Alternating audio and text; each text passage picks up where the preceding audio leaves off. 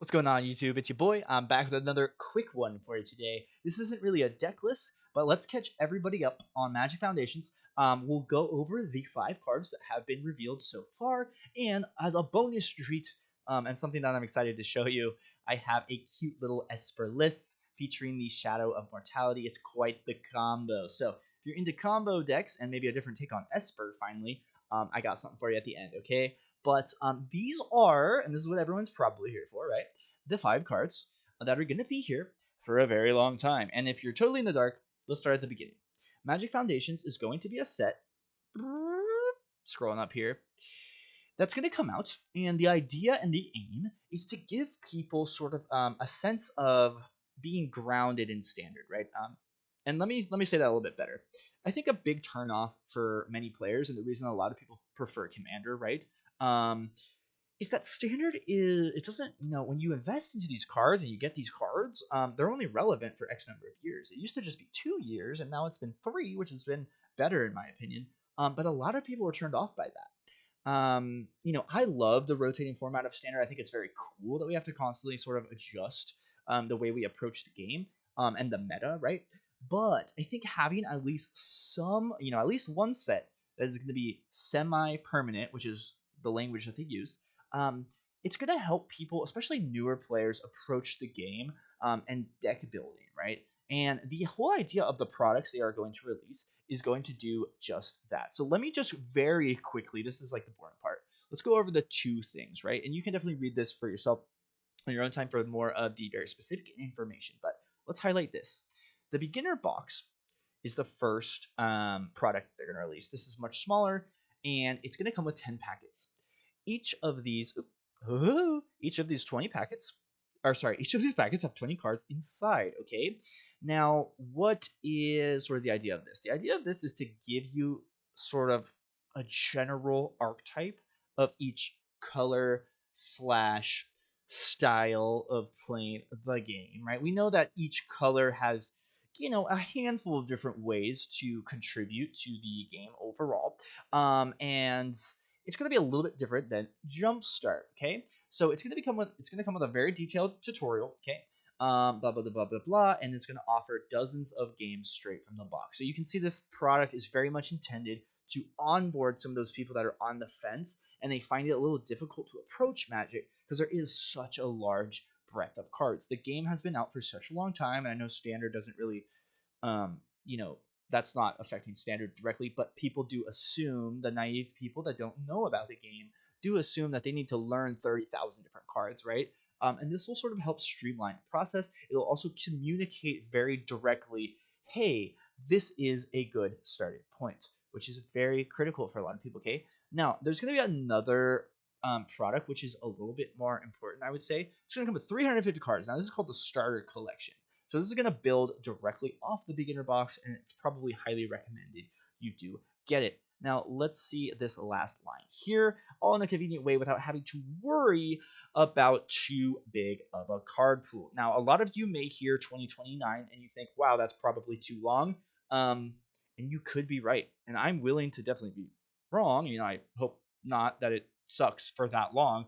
But let's imagine a standard for a second with these 5 cards. Now, let's go over Llanowar Elves until 2029.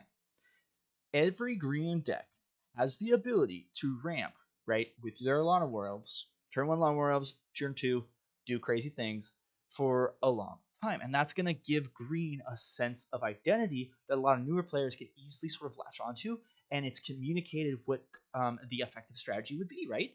Now, let's go to the opposite end of things, Omniscience, especially as a standard player, right? We don't normally get to 10 mana.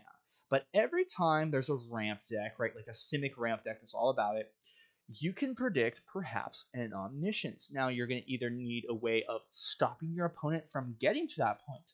You're going to need an immediate counter, perhaps enchantment removal or just a counter spell itself, or you're going to need a way to deal with all the threats once they just start flooding them onto the field. Because again, you can cast your spells without paying their mana cost, right?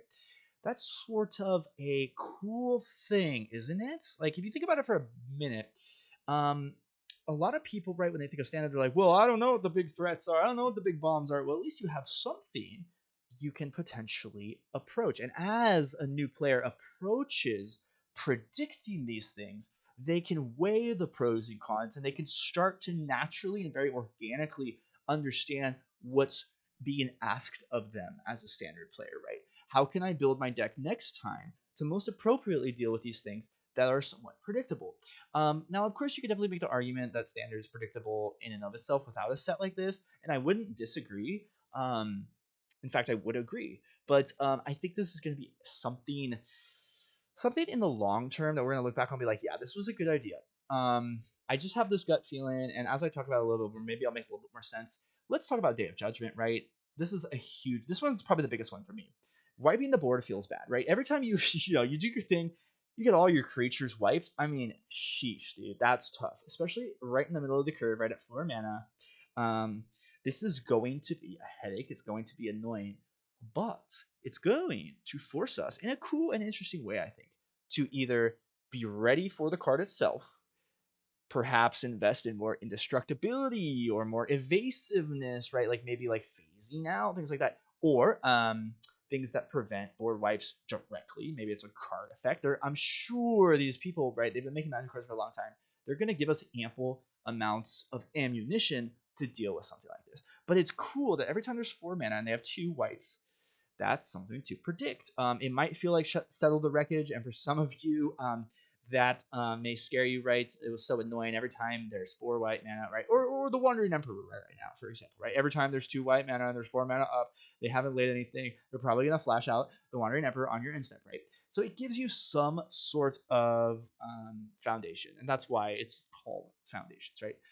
And again, I'm trying to think of the newer players, the people that are intimidated by learning such a huge breadth of cards. This gives them at least something they can communicate, like, hey, I was ready for that Day of Judgment that one time, and I realized that maybe I invested too heavily in being ready for it because I was over prepared for it. Let's see how much I can leverage having different levels or different depth in my deck, right? Maybe I have an answer for Day of Judgment, but I also have some aggressive cards that help me prolong my strategy, and I'm just ready for it regardless, kind of thing.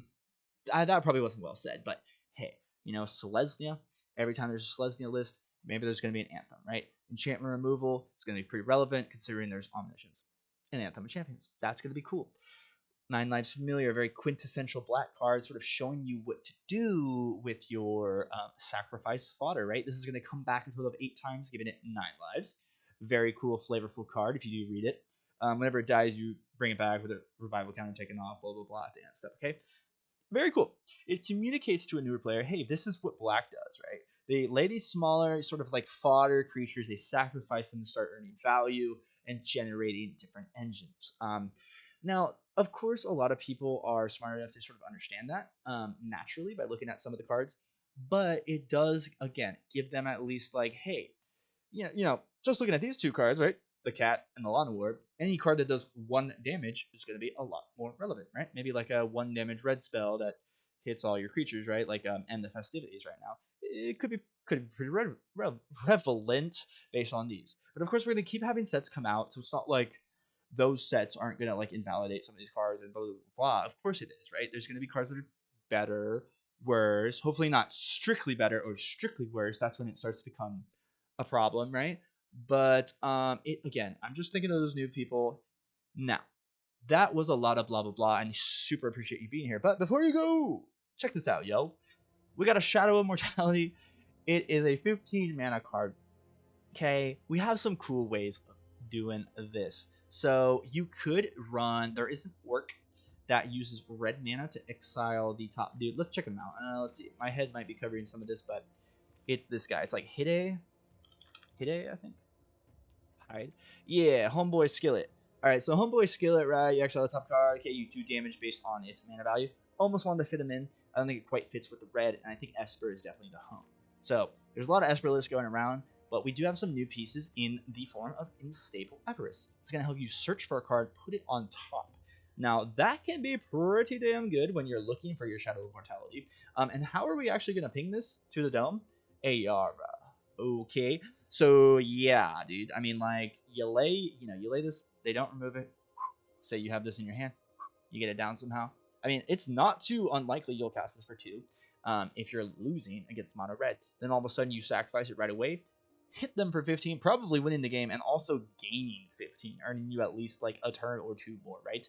Absolutely insane, especially when you have Raffine doing Raffine things in the air. You have a Bloodletter of Aclazodes, doubling that up, helping you do 30. Shabam! You got Shoulders in here, helping you stay alive. Just a great creature, as you know. Wandering Emperor, you know, we spoke about that earlier. You know what she does, baby. Hisugo and Kyrie. Check that bad boy out. So yeah, they just lose life based off the mana value. If it dies, and you've already gotten value off your creature as well, and it also is a flare, so you're getting in maybe like one swing in the AO. 5 plus 15 is 20, ladies and gents. Soul Search is a newer card from the Karla Manor set, not too bad. We do have actually another Outlaws of Unjunction in the form of Final Showdown. Pretty cool, helping us keep some of these boys alive, maybe wiping the board if we start to fall behind. Skrelv, great little dude, keeping your important pieces alive like Ayara. Let's go. Phyrexian Arena, giving us a little bit of reach. We have a Shoot the Sheriff from the new set. And I don't know how many Outlaws are super relevant, but I went with 1 and then 3 go for the throats. Of course, we have 4 Deep-Cavern Bats because we're absolute gamers. Great card. Probably the best card of this set if I had to pick one, honestly. Yep. And what else? Did I miss anything? Here are the Dooms, helping you get your Ayara back, or perhaps your Raffine, or at the very least, just a Deep-Cavern Bat. And being a sexy, cool, unique card to play in and of itself. Spectre of Mortality, right? If you have, you start to lose some of these creatures, blah, blah, blah. Maybe there's a bunch of little annoying dudes. Well, at least you have a 3/3 flyer that wipes those annoying dudes. Maybe mono red. You don't have to play this card or whatever. Aclazode's little flyer action, little lifelink, kabam. Kaya doing the Kaya thing. Just a great card. Just find the white. I mean, absolutely, right? You can take out their big threat. Just a great card, dude. Run it. Turn a Wanderer. Last one. Absolutely sexy. I'm going to miss this bad boy when it does rotate, but I don't think this one's rotating immediately, right? All will be one set. So maybe it will. Maybe it is. I could be wrong there. But Magic Foundations, guys. I mean, let's keep our eyes peeled. I'm excited to talk about it more with you guys, and I will have more actual gameplay with different deck techs, as I mainly do. And if you are interested, if you've made it this far in Shadow of Mortality, I think I have like 2 or 3 videos already on different versions of this, but it's honestly pretty good. I don't think a lot of people are talking about it for some reason.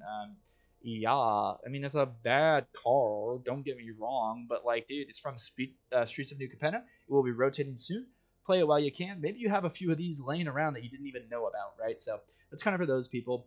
We have a great mana base, some Surveil, if you can fit in some Surveil, right? You know, you want to run your Raffine towers while you can. We have 3 Restless Forces, again, keeping us alive a little bit as we get to that combo, helping us fix our, our turns and also how much life we have to then maybe cast this. Right, gaining life seems counterintuitive. Sometimes you can gain a little life, so then you can take a swing to the dome to then win on the next turn. I know that sounds pretty weird, but that's a common line. And then 2 of these bad boys to help us get in, helping us, with our evasive creatures, right? Our flyers, whatnot, to help trigger the Connive from Raffine. So a little bit of a different take on Esper, which is pretty fun. And we do have a Ganjo in here to be sexy. So, much love, you guys. If you're interested in standard deck tags, I make a ton of them.